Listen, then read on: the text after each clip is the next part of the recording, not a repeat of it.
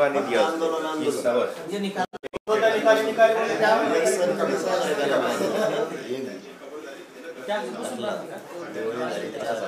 दसरा झाला, त्याचे सगळे सण झाले, सगळे तर सेलिब्रेट झाले, म्हणजे येतच गेले, येत नाही सगळे आंदोलनात लक्ष. आता फक्त खोकला बरा झाला का ताप गेली, आता लगेच सुट्टी.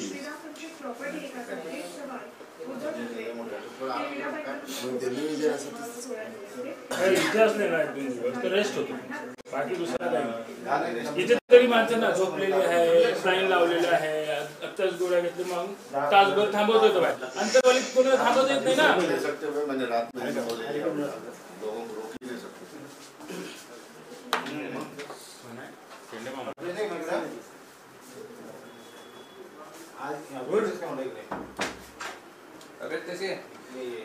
खोकला राहिला, ताप राहिली, खोकला सोड.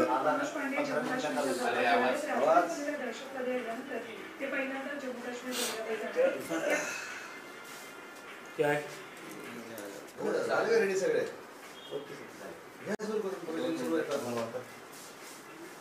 साडेदहाची वेळ टाकली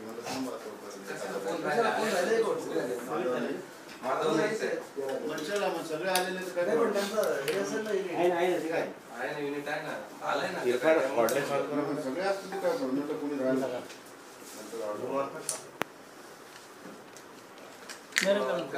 दो मिनिट थांबा, बोलू दे जरा ऑफिसला. मेरा भी ऑन करो.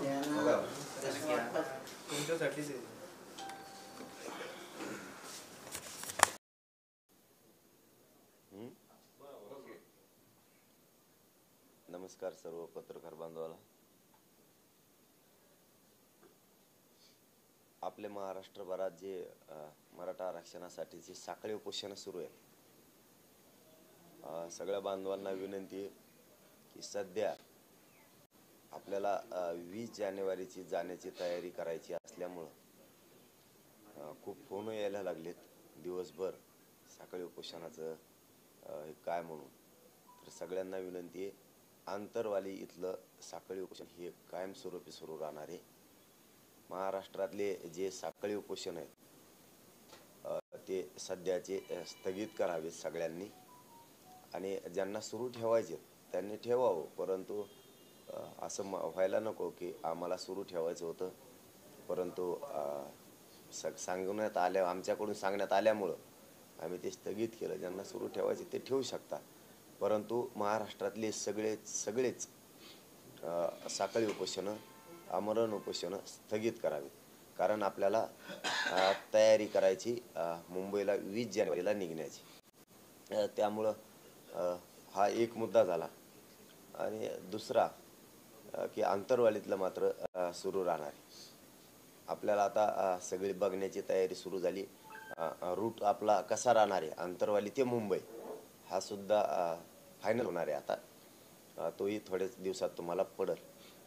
तिसरं असं की आपण शक्यता अशी आहे की आपण 6वा दौरा सुद्धा टाकण्याच्या तयारीत आहेत, परंतु बघूया त्याचं मागपुढं होऊ शकतं. होईलच असं नाही, परंतु खूप लोकांचा आग्रह असल्यामुळं एका दिवस टाकण्याची शक्यता आहे. आणि सगळ्या मराठा बांधवांना पुन्हा एकदा विनंती की आपल्याला जे स्वयंसेवक लागत आहेत ती तयारी करा. आपले जे टप्पे कसे पाडायचे आहेत, काय करायचे आहेत, हे रूट बरोबरच तुम्हाला सगळ्या मराठा बांधवांना सांगण्यात येणार आहे. फक्त विशेष याबरोबर एक सांगायचं आहे की आपल्याला हे आंदोलन खूप मोठं आहे, त्यामुळं आपण आता घरी नाही राहायचं. आता आपण घरी नाही राहायचं. घरी राहून तरी आपण काय करणार आहे? आपल्याला आपले लेकरं मोठे करायचे आहेत, त्यांना आरक्षण मिळवून द्यायचं. त्यामुळे आपण घरी राहून तरी काय करणार आहे? त्यामुळे आपल्याला सगळे कामं उरकून ठेवा. आपल्याला मुंबईकडे जायचं आहे, मुंबईकडे कूच करायची, मुंबईकडं आपल्याला धडक मराठ्यांना द्यायची. देशात असा शांततेचा कार्यक्रम देशात कधी झाला नसेल. इतक्या ताकदीनं मराठ्यांनी तयारी करायची, शांततेत जाण्याची. मिळेल त्या वाहनानं ते वाहनं घेऊन यायच्यात. आपल्या त्यामध्ये सगळ्या वस्तू ठेवायच्यात. काय काय वस्तू ठेवायच्यात हे तुम्ही ठरवा. आम्ही सांगणार आहेत तुम्हाला जाहीरपणानं की तुमची टीममध्ये या गाड्या आणि हे लोक, हा रूट, मुक्कामाची व्यवस्था जे जे असेल ते सगळं तुम्हाला क्लिअरपणानं सांगितलं जाणार आहे. परंतु तुमच्या डोक्यात जे असेल काय काय साहित्य सोबत घेतलं पाहिजे, किती दिवसासाठी घेतलं पाहिजे, किती पुरणार आहे, कोणची गाडी घ्यायची, त्या गाडीला छत ठेवणं सुद्धा आवश्यक आहे. जर थंडी असली तर आपल्याला आपल्या गाडीचे रक्षण आपल्यालाच करायचं. आपण आपल्याच गाडीत झोपायचं किंवा थंडी नसेल तर खाली उतरून झोपू शकतो आपण जिथं व्यवस्था असेल त्या ठिकाणी. आणि नसली व्यवस्था कुठं तरी आपली व्यवस्था आता आपण स्वतःच करणार आहेत हे लक्षात असू द्या. आपली गाडी असेल, आपलं ट्रॅक्टरला छत टाका, पाठीमागच्या ट्रॉलीत किंवा काय ट्रक असेल, कोणाचं जे जे वाहन असेल किंवा कोणाचे पिकअप असतील, कोणाचं काय जे असेल त्याच्यामध्ये छत टाका. आपण आताच जर खाली झोपायला आपल्याला कुठं व्यवस्था नसेल तर आपण आपल्याच वाहनामध्ये झोपायचं. पण आंदोलन हे आपल्याला यशस्वी करायचं. इतक्या शांततेनं चांगली तयारी करायची. परंतु पुन्हा एकदा सांगतो, हे देशातलं शांततेचं प्रचंड मोठं आंदोलन असणार आहे. त्यामुळे हे शांततेत मराठ्यांनी घरी राहायचं नाहीये. आपल्याला सगळ्यांना आपल्या लेकराला न्याय घेऊन येण्यासाठी जायचं. मात्र हे आंदोलन शक्यतो शेवटचं असणार आहे शक्यतो, कारण येताना आता आरक्षणच घेऊन यायचं आहे. म्हणून ताकदीनं सगळ्यांनी तयारी करा आणि आपल्याला सगळ्यांना मुंबईकडं आंतरवालीपासून मुंबईपर्यंत सगळ्यांना पायी जायचं. किती दिवस लागणार आहेत, काय होणार आहेत, हे सगळं आराखडा, सगळं निवेदन तुमच्यापुढे ठेवलं जाणार आहे. रोड कोणत्या मार्गे जायचं हेही तुम्हाला सांगितलं जाणार आहे. काय काय व्यवस्था केली हे पण सांगितलं जाणार आहे. त्यामुळं आपण सगळ्यांनी तयारी लागावं स्वतःच्या मुलासाठी. मला खूप काही असे फोन आले की आम्ही पण येणार आहेत आणि आम्ही यावं का नाही यावं, काहींनी असं आम्ही मागचं सांभाळावं का पुढचं सांभाळावं. आम्ही काहींचं म्हणणं आहे आम्ही सगळं रेडी केलंय, काही म्हणतात आम्ही अमुक तयार केलंय, कोणी म्हणतं बैलगाड्या आज तयार केल्या. अजे काय आता मी याच्यामध्ये काय बोलणार नाहीये. परंतु मला एकच सांगायचंय, जसं वाहन असेल तसं आपल्याला मुंबईकडे निघायचंय. म्हणजे निघायचंय. घरी राहून आपण करायचं काय. तिकडं पोरच जर अडचणीत सापडायला लागले, परीक्षा जवळ आल्यात, पोरांच्या भरत्या जवळ आल्यात, आपल्याला आरक्षण त्यासाठी मिळणं गरजेचं आहे. हुकून गेल्यावर आरक्षण मिळून उपयोग नाही. म्हणजे समजून घ्या, जसं पेरणीचा दिवस असतो, पाऊस पडला आणि वापसा झाला की पेरायला लागतं, तरच शेती आपल्याला साथ देते आणि तरच आपण खरे शेतकरी, तरच आपल्याला पीक वाढणं आणि आपण मोठे होतो. तसंच वेळेवर मराठ्यांना आरक्षण पाहिजे. त्याच्यासाठी आता पोरांचं कल्याण होणार आहे मराठ्यांच्या, हे शक्यतो शेवटचं आंदोलन आहे. त्यामुळं ताकदीनं मराठ्यांना जायचं. आपल्यामध्ये मुंगीला घुसता नाही आलं पाहिजे, इतक्या प्रचंड ताकदीनं आणि शक्तीनं आपल्याला जायचं. हे मात्र सगळेजण बांधव, मराठा बांधव राज्यातले आठवणीत असू द्या आणि आजपासून किंवा उद्या सकाळीपासून तयारीला लागा. साखळी उपोषण सगळ्यांनी स्थगित करा, कारण या कामावरती भर द्यायचा. धन्यवाद. तुम्हाला काय विचार? तुम्ही 20 तारीख जाहीर केल्या मुख्यमंत्र्यांनी अशी प्रतिक्रिया दिली की मनोज जरांगे पाटलांना आंदोलन करण्याची वेळच येणार नाही. सरकार सकारात्मक आहे. तुम्हाला काय वाटतं मुख्यमंत्र्यांच्या स्टेटमेंट? नाही, मग आम्हाला तरी कुठं हौशी मुंबईला यायची. सरकारकडून वेळोवेळी हुलकावणी द्यायचं सुरुवात झाली आणि हे आमच्या मराठ्यांच्या लक्षात आलं. ते हुलकावणी द्यायला लागले, बहाणेबाजी करायला लागले. सॉरी, आम्हाला काय हौस नाहीये ना मुंबईला यायची. आम्हाला कशाला यायचंय मराठ्यांना? आमच्या लेकरं मोठे झाले पाहिजेत, गोरगरिबांच्या पोराला न्याय मिळाला पाहिजे, म्हणून आम्हाला मुंबईला यायचंय. मुख्यमंत्र्यांनी बोलल्यामुळं तुम्हाला वाटतं की सरकार 20 तारखेपर्यंत काय ना काय हालचाल करेल? नाही, ते आता नाही माहीत दादा आम्हाला. इथून मग आम्ही खूप बोललो, खूप ही केलं, खूप काय केलं. आता आम्हाला मात्र आरक्षण घ्यायचंय. म्हणून तर आता आमच्या लक्षात आलं, आता मुंबईकडे मराठ्यांनी कूच केल्याशिवाय पर्याय आहे. म्हणून आम्ही घराघरातल्या लोकांनी आता ठरवलंय, मराठे घराघरातून येणार, तुम्हाला निघायच्या दिवशी कळत.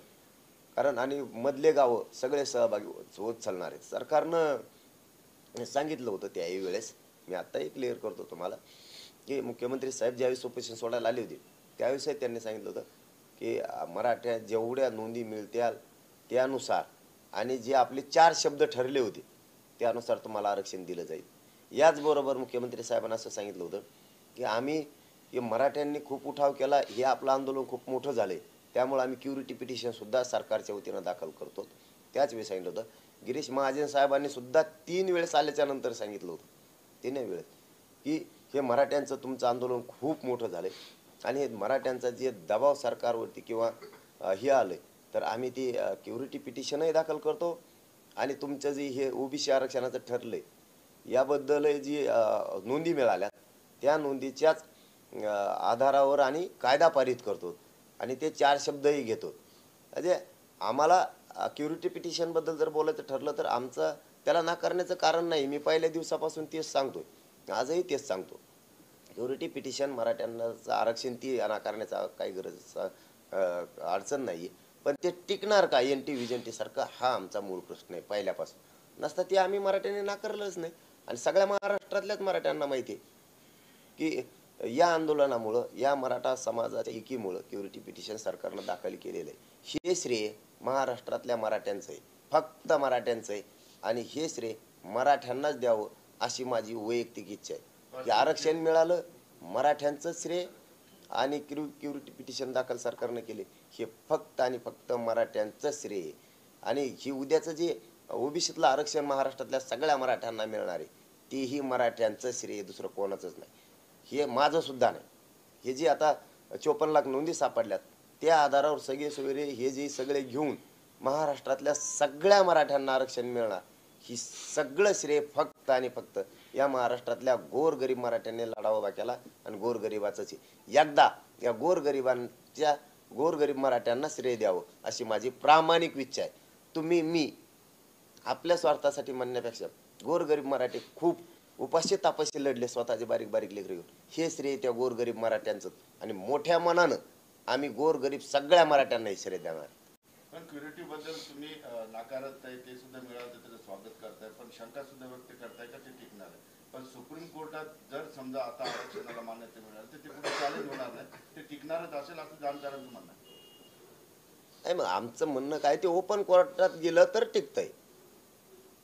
तुम्ही त्याची जर हिअरिंग झाली बेंच समोर चेंबरमध्ये तर ते अहवाल वाचण्यात येणार नाही. गायकवाड कमिशनच्या अहवालामध्ये ज्या काय त्रुटी होत्या त्या भोसले साहेबाच्या समितीनं भरून काढल्या. मग आता क्युरिटी पिटिशनच्या माध्यमातून ओपन कोर्टात गेलं तर ते वाचलं जाणार आहे. ते जर गेलं नाही तर ही उपचारात्मक याची काय मग चेंबरमध्ये हे फक्त निकालच वाचला जाणार आणि जशाल तसं राहील. मग ते ओपन कोर्टात जर गेलं तर गायकवाड साहेबांनी जो अहवाल दिला तोही वाचनात येणार आहे. ज्या त्रुटी आहेत त्या ज्या भरून काढल्यात भोसले साहेबाच्या समितीनं हेही वाचण्यात येणार. आणि मग मात्र मराठा 100% मग मराठ्यांना न्याय मिळू शकतो. आम्ही ते नाकारलेलं नाही, पण ते NT-VJNT सारखं टिकलं पाहिजे. कारण इंदिरा साहनी जजमेंट सांगतं की 50%च्या वर गेल्यावर टिकणार नाही, म्हणून तिथं शंका आहे. म्हणून आमचं म्हणणं प्रत्येक वेळेस हे की मराठ्यांच्या जर नोंदी सापडल्यात तर आता कशाला मराठा आणि कुणबी एके सिद्ध झाले, एक शासन निर्णय करा आणि महाराष्ट्रातल्या सगळ्या समाजाला आरक्षण द्या. या भूमिकेवरती आम्ही. तुम्ही गेल्या काही महिन्यापासून चार शब्द असं वारंवार उल्लेख करताय, मात्र ते 4 शब्द नेमके कोणते आहेत हे सांगत नाही. कुठले 4 शब्द आहेत जे तुम्ही सरकारकडनं अपेक्षित आहेत तुमचे? आता 3 त्याच्यातले ओपन झालेले, त्यामुळे सांगतो की पहिला असं झालेलं आहे की ज्याची नोंद सापडली ज्या सालापासून त्याच्या सर्व परिवाराला आरक्षण द्यायचं, सगळ्या परिवाराला, त्याचा जो त्या सालापासून असेल त्याला. त्याच्यानंतर संबंधित नातेवाईक, दुसरा शब्द आहे त्याच नोंदीच्या आधारावर त्यांना द्यायचं. तिसरा शब्द आहे सर्व रक्ताचे सगळे सोयरे यांना द्यायचं असं ठरलेलं आहे. एक शब्द जरा थोड्या दिवसांनी सांगतो. काय अडचण काय मराठा समाजाला कळू द्या ना की मराठा समाजाला माहिती कुठला शब्द आहे, मराठा समाजाला, दादासाहेब, मराठा समाजाला ते शब्द माहिती. तर काहींना थोडं खूप दुःख होतं, त्याच्यामुळं ते थोडंसं हे करतं, त्यांचं खूप दुःख होतं. मराठ्याच्या बाबतीत काय असलं की दुःख होतं. अंबादास दानवे असं म्हणाले की ओबीसीतून आरक्षणामधून वाट्याला काहीच येणार नाही. आता कसं काय येणार नाही आम्हाला? आता 54 लाख लोकांनी ते घेतलंय आतापर्यंत, गोरगरिबाचं कल्याण झालं. आता त्यांचा परिवार ऍड करायचा राहिला, लाभ घ्यायचा. 2 कोटीपर्यंत नुसते त्या 54 लाखावर मराठी जाणार आहेत. त्या 54 लाख नोंदीवरच फक्त 2 कोटी मराठ्यांपर्यंत तिथपर्यंतच मिळत. त्यांचा एकूण हिशोब जर लावला, आता एका नोंदीवरती जालन्यात 70 लोकांना लाभ मिळाला एका, त्याच्या परिवारात तेवढे लोक निघाले. मग असे सगळ्यांचे कोणाचे 50 निघतील, कोणाचे 20 निघतील, कोणाचे 2च निघतील, कोणाचे 300-400 सुद्धा निघतील ना. याचा आता आकडा जोडता येत नाहीये, ह्यो प्रॉब्लेम आमचा. आता एक बोलताना मोगाशी निवेदन करताना एक माझ्याकडून राहून गेलं.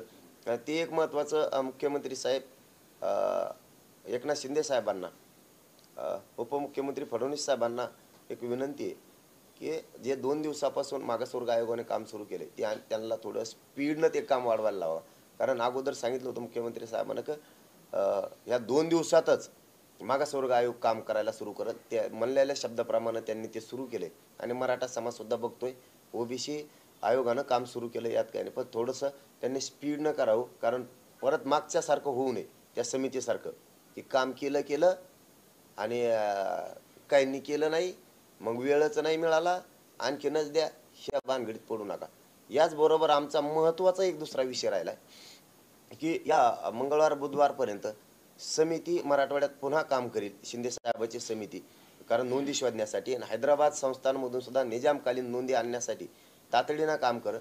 मला वाटतं ती उद्यापासून किंवा परवापासून अभ्यासक जास्तीचे जेव त्यांना युद्ध पातळीवर काम करायला लावा. कारण इथं लाखांना नोंदी आहेत मराठवाड्यात पण, परंतु काही अधिकाऱ्यांना जाती भेद केल्यामुळं त्यांनी निरंक म्हणून अहवाल दिलेला आहे. समितीनं स्वतःहून अभ्यासकं घेऊन प्रत्येक जिल्ह्यात मराठवाड्यातले हे पिंजून काढायला लावा. प्रचंड नोंदी सापडतील आणि हैदराबाद संस्थांमधून ज्या निजामकालीन नोंदी आहेत त्या आणण्यासाठी सुद्धा समिती आणखीन गेलेली नाही. या बुधवारच्या आत त्यांनी जावं आणि ते काम सुरू करावं. समितीनं पुन्हा एकदा लाखानं नोंदी आणखीन सापडणार आहेत. मराठवाड्यासह पुन्हा राज्यात सुद्धा समितीनं नोंदी शोधायचं काम करावं. पाटील, नोंदीबद्दलचाच प्रश्न आहे, सांगतो की नोंदी सापडतात, मात्र आता एजंट सुद्धा राज्यभर सक्रिय झालेले आहेत अधिकाऱ्यांच्या संगनमताने. ज्या ठिकाणी नोंदी सापडत नाहीत किंवा नोंदी सापडल्यात, मराठा बांधवांकडून लाखोनी पैसा घेऊन नोंदी देतो, अशा पद्धतीचे एजंट सुद्धा आता त्याचं जाळं तयार झालंय. सरकारने त्याला कसा आवर घालावा आणि फुकटात हे प्रमाणपत्र मराठ्यांना मिळावं कसं? हे प्रमाणपत्र फुकट फ्री मराठ्यांना मिळणार आहे. ज्यांच्या नोंदी सापडल्यात त्यांना कसलाच प्रॉब्लेम येणार नाही. आली तर कलेक्टरांकडे तक्रार स्वतः करा की ही माझी नोंद आहे, या नोंदीसाठी अमुक अधिकारी पैसे मागतोय. जो अधिकाऱ्यांचं नाव येईल त्याला ताबडतोब बडतर्फ मुख्यमंत्र्यांनी आणि दोनही उपमुख्यमंत्र्यांनी करावं. त्याला निलंबित सुद्धा करू नये ताबडतोब. आणि विशेष करून मराठ्यांनी याच्यावर बारीक लक्ष ठेवावं. यंत्रणेवर याच्यावर त्याच्यावर जास्ती ही करतील, आज करतील, उद्या करतील असा भरोसा ठेवण्यापेक्षा कोणाच्या महाराष्ट्रात जर निदर्शनास आलं की नोंद मिळाली किंवा मिळवण्यासाठी किंवा मिळालेल्या नोंदीचं प्रमाणपत्र काढून देण्यासाठी कोणी जर पैसे मागत असला तर मराठ्यांनी सतर्क व्हा. घराघरातल्या त्यांनी स्वतः त्याच्या विरुद्ध तक्रार पोलीस स्टेशनला करा. त्याला बडतर्फ करायची कारवाई करायला लावा. जबाबदारी आपली, त्याची काळजीच करू नका. मुख्यमंत्री आणि गृहमंत्र्यांना सुद्धा सांगतो की तुम्ही हे जे आता प्रश्न उपस्थित झाला याकडे बारीक लक्ष द्या, कारण हे सत्य असू शकतं आहेच. 22 तारखेला राम जन्मभूमीची प्राणप्रतिष्ठा आहे राम मंदिराची, आणि याच काळामध्ये 2 दिवसा अगोदर तुम्ही आंदोलन जाहीर केलेलं आहे. आंदोलन जाहीर करताना ती कल्पना नव्हती का, किंवा त्याबद्दल तुम्ही लक्षात घेतलं नाही? नाही, मला कल्पना पण नव्हती आणि ते काय वाईट विषय थोडा आहे. आनंदाचा उत्सव येतो, त्याचं काय अडचण आहे. चांगला विषय ना होतोय म्हणजे काय, आम्ही पण संस्कृतीला मानतोच ना. तो आनंदाचा विषय, त्याच्याबद्दलचं काही दुमत नाही, नसण्याचं काही कारण पण नाही. पण हे आंदोलन आधीपासून सुरू असल्यामुळं हे सलग पुढं सुरू ठेवण्यात आलेलं आहे. 18 तारखेला मुंबईमध्ये त्यांनी 144 लागू केले, म्हणून आम्ही 20 तारीख धरलेली. कारण आम्हाला तारीख धरायचीच होती. कारण हे आंदोलन काय हे म्हणजे हे जोडता येणार नाही. 22 तारीख आणि 20 तारीख ही अजिबात जोडता येणार नाही. कारण आमचं इकडचं सुरू आहे आंदोलन हे 4 महिन्यापासून आणि हे लगातार टप्प्याटप्प्यात सुरू आहे. आता फक्त आम्हाला वेळ पाहिजे होता. हे आंदोलन मोठं आहे, आंदोलन फसू द्यायचं नाही, आंदोलन मुडीत निघू द्यायचं नाही, म्हणून आम्हाला वेळ लागतोय. कारण तिथं गेलं आणि उगाच लाखाने मराठी मागं येत आणि मग उगाच बॉम्ब लायचं आणि बावचाळ्यानं कोणकडं पळायचं, चला रे उद्या सकाळी 2 दिवसात पोराला माघारी यायला लागत. हे यामुळं आम्हाला वेळ लागतोय आणि या हिशोबानं ते केलेलं आहे. वेळ पडला तर तुम्ही थोडे 2 दिवस पुढे आंदोलन करू शकता. काय संबंध? एकीकडे तुम्ही चांगल्या संस्कृती नेहमीच तुम्ही अहो मग त्याचा याचा काय संबंध? असं करता त्याचा काय संबंध? तो संस्कृतीचा भाग आहे, ते आनंदाचाच दिवस आहे, ती सगळ्या देशवासियांसाठी आनंद आहे. याचा अर्थ हे चाललेलं आंदोलन म्हणजे ही जनता देवालाच वाटतं ना कल्याण व्हावं जनतेचं म्हणून, आणि त्यासाठी निघतोय आम्ही. मी आता बोलताना असं म्हटलं की काही जिल्ह्यांमध्ये अधिकाऱ्यांनी जातीभेद केला, त्यामुळे निरंक अहवाल दिले. ते कुठले जिल्हे एवढंच फक्त मला नायगावचं पण माहिती आहे, आणि गेवराईत पण अगोदर दिला होता असं गेवराईच्या लोकांनी सांगितलं होतं. असंच मला नायगावच्याच लोकांनी सांगितलेलं आहे. मी काय प्रत्यक्ष तिथे गेलेलो नाही, निरंक म्हणून दिला. आणि त्यानंतर त्या लोकांनी अभ्यासकामार्फत शोधायला सुरुवात केली तर एकाच गावात 47 नोंदी सापडल्या होत्या, एकाच गावात. मग निरंक तालुक्याचा अहवाल दिला कसा? गेवराईत पण असंच झालं होतं. अगोदर लेखी अहवाल आहे गेवराईचा. तर मला तिथल्या कार्यकर्त्यांनी सांगितलं होतं, वेळेप्रसंगी मी त्यांना उभा करू शकतो, की यांनी निरंक म्हणून अहवाल दिला. त्याच्यानंतर जवळपास 64 गावात नोंदी सापडल्या. असे खूप प्रकार झालेले आहेत राज्यात.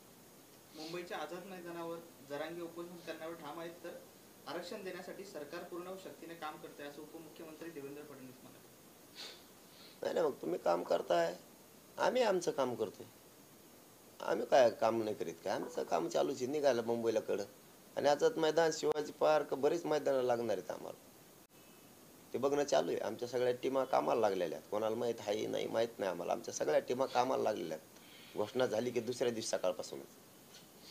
मनोज पाटीलांनी थोडंसं संयमानं घ्यावं असं स्वतः शंभूराजे पाटील बोलतात, शंभूराज देसाई बोलतात. संयमानच चालू आहे ना. आम्ही कुठं काय केलंय? संयमानच चालू आहे. तुम्हीच आम्हाला लवकर न्याय देणार म्हणून जनतेला तुम्ही वेटीच नका धरू. आमचीच तुम्हाला विनंती. किती दिवस या समाजानं दशकं फक्त आंदोलनच करायची आणि पोरं बरबाद व्हायला लागलेत. किती दिवस आता आम्ही संयम धरायचा? उलट मला वाटतं जेवढे सत्ताधारी पक्षातले मंत्री महोदय आहेत आणि जेवढे आमदार खासदार मंत्री आहेत यांनीच उलट म्हणायला पाहिजे की उगाच आता आपण जनतेला धरू नये. ही दशकापासूनचा प्रश्न एकदा सगळेजण एकत्र येऊन ही मार्ग काढा. आमची याच बरोबर दुसरी विनंती आहे की आता सगळ्या पक्षातल्या मराठ्यांच्या मंत्र्यांना, आमदारांना, खासदारांना पोरांच्या पाठीशी ताकदीने उभा राहावं. प्रत्यक्ष तुम्ही आताच ही वेळ आहे. नसता तुम्ही नाही उभा राहिले तर मराठी तुम्हाला दारात मात्र उभा करणार नाहीत. तुम्हाला तुमचे 4-2 जण मोठे केले त्यांच्याच दारात जायचं आणि तिथंच झोपं जायचं तुम्ही आता.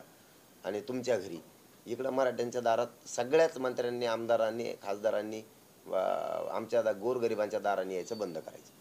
जो 6वा दौरा आहे तो कधीपासून साधारणपणे सुरू होईल आणि कुठल्या भागामध्ये असेल? ते आपण वेळापत्रक आज आम्ही आता जरा चर्चा करतो आणि मग लक्ष देईन कोणत्या मार्गे करायचं. कारण सध्या काय मैदानं बघितलेत मुंबईचे. सध्या आता आमचं रोडचं काम बघणं सुरू आहे. कोणत्या रस्त्यानं आपल्याला जायचं आहे या टीमा आमच्या गेलेल्या आहेत. फक्त आता प्रॉब्लेम दौऱ्याचा आहे. तर आता आज प्रत्यक्ष बसून कोणचा रूट टाकायचा काय आम्ही सांगतो तुम्हाला. होईलच वाटतंय पण, कारण लोक काय दम खायनात. एखाद्या वेळेस मध्ये वेळ आहे तर होईल. आणि मलाही समाजात जाऊन जनजागृती करणं, त्यांचा आशीर्वाद घेणं गरजेचं आहे. त्यामुळं मीही जातो. मुंबईमध्ये सभा का त्याच्या आधी सभा होती? नाही, हे 20च्या नंतर तर काय विषयच नाही ना. 20च्या नंतरचं शेवटचं आंदोलन आहे. इतकं मोठं आंदोलन ते होणार आहे. उपमुख्यमंत्री अजित पवार म्हणाले की काहींनी मुंबईला जायची भूमिका घेतली, थांबायला तयार नाहीत, मात्र आम्ही आरक्षण देण्यासाठी पूर्ण प्रयत्न करतो. हा, काहींनी मुंबईला जायचा निर्णय घेतलाय, पण काहींनी ह्यो सुद्धा निर्णय घेतलाय की महिलांचं नाव मुलाच्या पुढं लावा, मुलगा आई आणि वडील लावा, असंही काहींनी म्हणलंय काल. पण काहींना हे लक्षात आहे ना की आईची जात लावा म्हणतं तर काय दुखत आहे. मुलाच्या समोर आईचं नाव लावा काही जण म्हणतात, काल म्हणलेत काही जणांना हे नाही दिसत की मग आईची जात बी लावली पाहिजे मुलाला आरक्षणाचा लाभ घेण्यासाठी. काहींचं तेव्हा तिथं तोंड उघडत नाही. चलो, धन्यवाद. पाटील, काल तुम्ही क्रिकेट खेळले, काल विकेट घेताना पाहायला मिळाले. आता कुणाची विकेट घेणार आहे तुम्ही? 20च्या नंतर तुम्हाला सगळ्या विकेटा दिसतील. पण कोण असणार सांगा ना. नाही, आता नाव कशाला. मराठा समाजाच्या लक्षात आलंय आमच्या विरोधात कोण कोण मोहीम राबवतंय. मराठ्यांना आरक्षण मिळू नये म्हणून कोण कोण मोहीम राबवतंय हे मराठ्यांना माहिती आहे. आणि जे माहीत नाही ते नाव मी सांगणारच आहे मराठ्यांना. सॉरी, कोण कोण सहभागी होणार नाहीत, मराठ्यांच्या पोराच्या पाठीशी उभा राहणार नाहीत हेही माहिती आहे. कोणत्या आमदाराला कोण मराठ्यांच्या मोहिमेमध्ये सहभागी होऊ देत नाही हे बी मराठ्यांना माहिती आहे. कोण कोण जाणून बुजून प्रतिनिधी मराठ्यांच्या आरक्षणात, आंदोलनात पोरांच्या पाठीशी उभा नाही राहिलं पाहिजे हे मोहीम राबत आहेत हे माहिती आहे आम्हाला. त्याच्यामुळे मराठ्यांनी मोहीम हातात घेतली. कोणालाच माहित नाही रस्ते बघायला आमच्या टीमा गेल्यात म्हणून. तशी आमची बी एक दुसरी मोहीम आहे की कोणचा आमदार का करतो, कोणचा मंत्री कोणाच्या माध्यमातून आमच्या लोकांना जवळ करायला लावतो, कोण कोण नाराज हे बघायला लावतो, ते सगळ्या आमचं बी ते बी सुरू आहे शोधणं.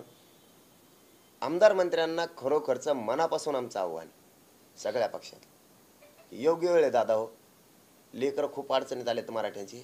मराठी तर करोडोनं बाहेर पडणारच आहेत, त्यात दुमतच नाही, करोडोनं पडणारच आहेत. पण तुम्ही ही योग्य वेळ आहे, तुम्ही ताकदीनं सहभागी होऊन सुद्धा आव्हानं करा, मुंबईकडे चला म्हणून. आम्ही ते केलंय आणि लोकांनी कामं सुरू बी केले.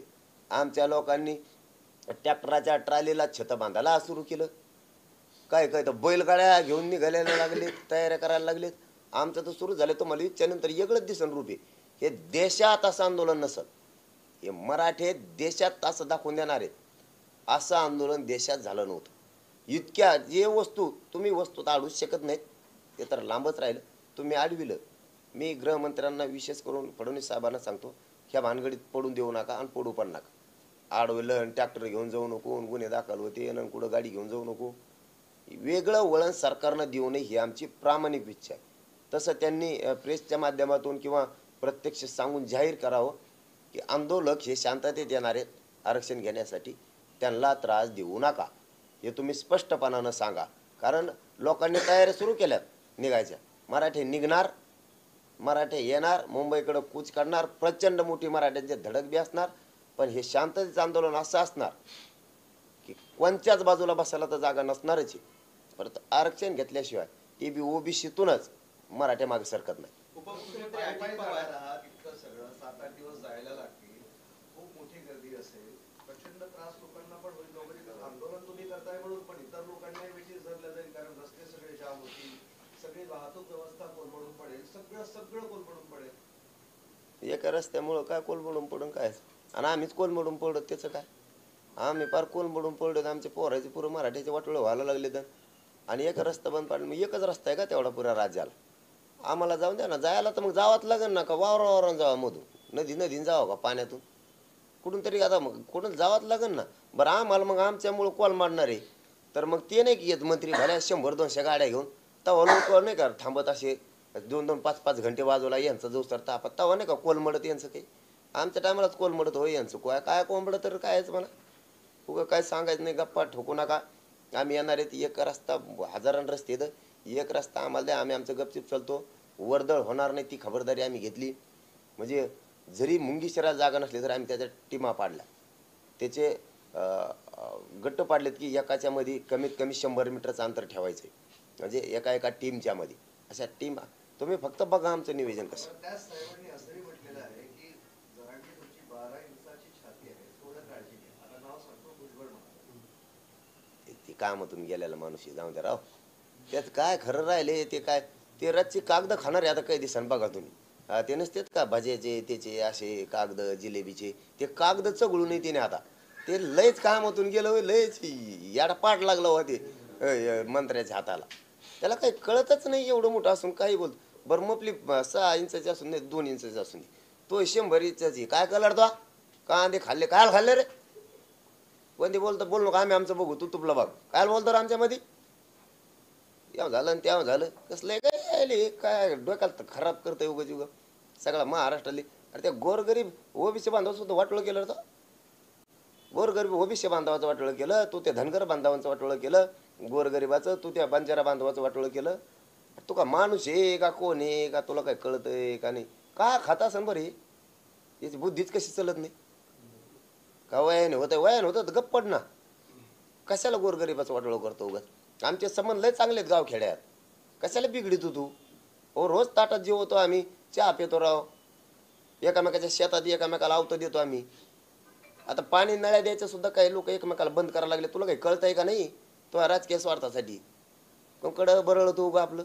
एक चॅलेंज दिलं तर कम शुकारी ना, कर्म नारकोट चाल. एक तर मी जिवंत समाधी घेतो, जर आपल्याला दारू जरी शिवली असली तरी जन्मल्यापासून आत्तापर्यंत. पण जर नाही काही निघालं ना, तुला जीवन समाधी घ्यावं लागेल. शुकार चॅलेंज चाल. ग बोलत कुंकड बरळवाडी. उपमुख्यमंत्री अजित पवार तुमचं नाव घेण्याचं टाळतात, मात्र तुमच्याबद्दल नकारात्मक नेहमी बोलतात, असं का नेमकं काय होतं? आणि आम्ही कुठं बोल म्हणलं, जसं बोलत तसं बोलून द्या. मराठीला लय कळतो, मराठी लय हुशार झाले आता, लय हुशार झाले. नाव घेतलं का नाही घेतलं का ते का मला काय घे नाही, नका घ्या ना. आमचं चाललंय दणका, आरक्षण घेऊन येणार मराठी, आम्ही जाणार बी. तुम्हाला सांगतो, ह्यो उत्साह, हे उत्सव, याला उत्सवच नाव देऊ थोडक्यात आपण. ही उत्सव असा राहणार आहे की लोकांना चालताना सुद्धा वाटणार नाहीये की आपण चालतोय. एवढ्या स्कीम आम्ही त्याच्यात वस्तू ही घेणार आहेत. आम्ही हसत खेळत आनंदात जाणार आहेत मुंबईपर्यंत. हा, सगळे आमचे पारंपरिक जेवढे तेवढं आम्ही सोबत घेणार आहेत. पारंपरिक वाद्य, खेळ,